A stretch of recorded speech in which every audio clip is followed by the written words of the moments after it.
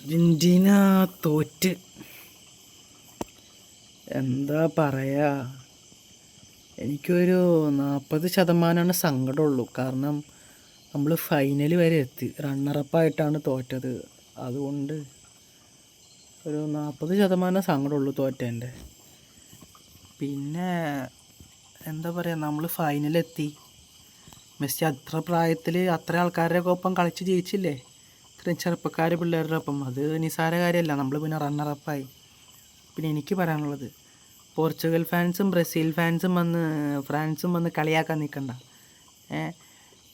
എന്നെ ആരും വന്ന് പറയാൻ നിൽക്കണ്ട. കാരണം നിങ്ങളെല്ലാവരും ക്വാർട്ടറിലും നോക്കൗട്ടിലൊക്കെ തോറ്റ ആൾക്കാരാണ്.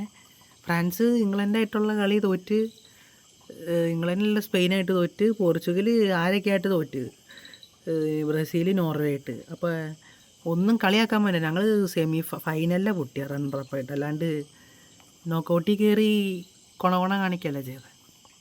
അപ്പം അതും പറഞ്ഞാൽ ആരും വരാനൊന്നിനും നിൽക്കണ്ട. ഞങ്ങൾ റണ്ണറപ്പായിട്ടാണ് തോറ്റ. കളിയാക്കാൻ ആരെങ്കിലും വന്നാലുള്ള കാര്യം അവരാണ്. ഓക്കെ, ഇനിയിപ്പോൾ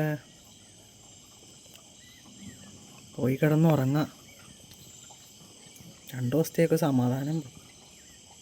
കുഴപ്പമില്ല, നമുക്കൊരു വേൾഡ് കപ്പ് ഉണ്ടല്ലോ. 40% സങ്കടമുള്ളൂ. കുഴപ്പമില്ല. പിന്നെ അടുത്ത വേൾഡ് കപ്പിൽ